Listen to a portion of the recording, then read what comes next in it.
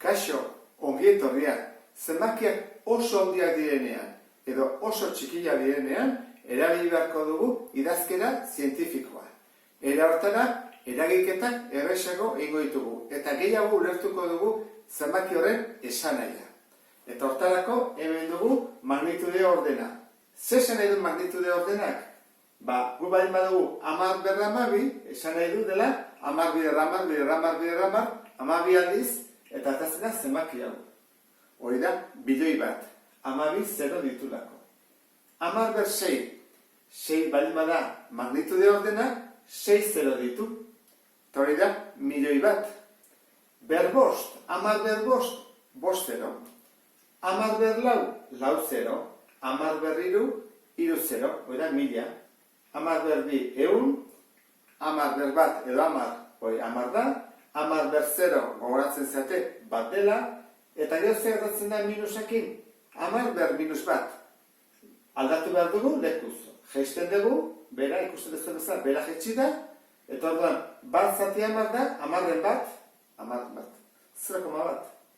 10/-2, 100-en bat, 0,01. Ikusten den bezala, koma mugitzen ari da. Orain koma bat aurratu da, beste bat aurratu da, orain hiru aurratu dira, bat, bi, hiru, ber-3, ber-lau da, lau aurratuta.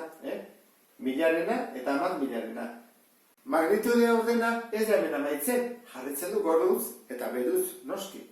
Orduan, gogoratzeko, 10/6 milioia baldin bada, 10/12 da bilioia, esan dugu bezala. Eta hurrengoa, trilioia zen izango litzateke 6 gehiago, 6 multiploak, 10/18.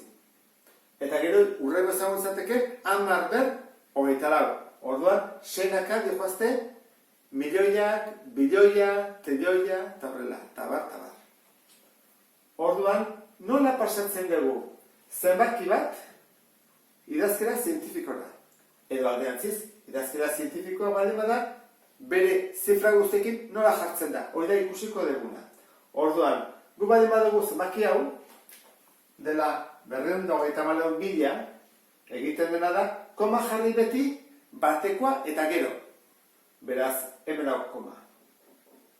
2,34. 2,34.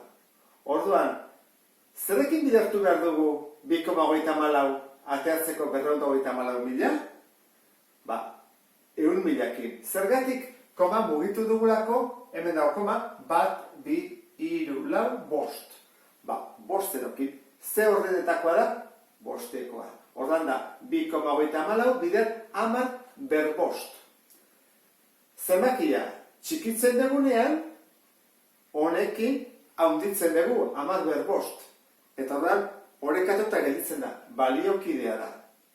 Orduan, guazen, ariketa hauekin. Zenbaki honetan, nun jarri behar dugu koma, batekoa eta gero. 3,21. Gogoratu, ez du hemen egon behar, ez 10-ekorik eta ez da 0 ere. Balio behar du, batetik hasita bederatzi arte. Jarri daiteke 2, 3, 8, ezin da jarri 0, edo ezin da jarri 14.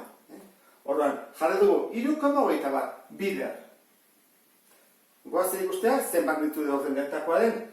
Koma ze bat aurreatu dugu, ze bat txikitu dugu, 1, 2, 3, 4, 5, 6, 7, 8. Horren, 8 txikitu dugun, berri da izateko, 8-kin bidertu behar dugu. 10/8-kin. Eta horren, berriñak dira. Hau, edo, berriñak dira.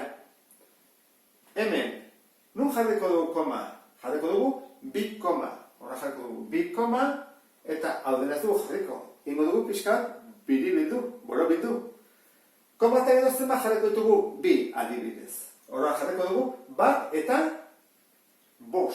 Zeuroka bostekoa da, borobildu behar dugu, horrela 1 eta 5.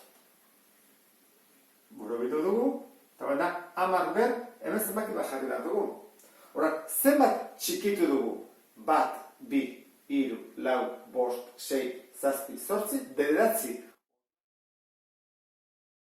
Hurrengoa. Koma mugitu behar dugu, eta jarri behar dugu, batekoa, zein, 8. Hemen jarri dugu koma. zortzi, koma, bi. Hoi konponduta dago, orain falta da, hamar ber. Hemen zer gera, zenbakia haunditzen. Zer da, 0,0000, eta hemen zortzi, hoi oso handia da. Zortzi handia da, eta da oso txikia. Horran, zenbat haunditu dugu? Bat, bi, hiru, lau, bost, sei, zazpi haunditu dugu. Orduan, zenbakia hau zenbatko dugu? Txikitu. Zazpi. Minus zazpi da bere ordena. Hau lertu da, ezta? Orduan, guazio alderantziz egitea. Zenbakia hau da. Orduan, honek zer egiten du? Zenbakia haunditu. Zenbat? Koma, 6 mugitzen da. Horra jarriko dut, lau koma bederatzi, eta mugitzen ditu 6. Bat, bi, hiru, lau, bost, 6. 0, 0, 0, 0, 0. Eta hola, gelditzen zaigu, lau milioi, eta 900.000. Hemen, honek zer egiten du? Txikitu. Berbirusek txikitu egiten du, ikusten duzuen bezala. Orduan, jartzen dut 9,3, arago eramango dut, leku izateko, eta zenbat? 3. Orduan, bat, bi, hiru. Jarriko dut 0, 0, 0, eta koma hemen doa. Orduan, zenbaki hau eta zenbaki hau berdin dira. Orduan, bi botateko ariketak daude. Edo zenbaki ematen digute, eta jartzen dugu idazkera zientifikoan, edo idazkera zientifikoan ematen digute, eta zenbakia bere zifra guztiekin jarri beharko genuke.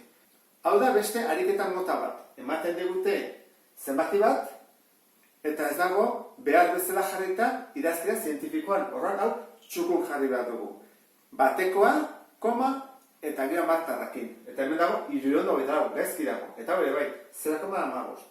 Guk hau sartzen badugu kalkulagailuan, 394, bider, 10 automatikoki kalkulagailuak zuzen dugu dugu.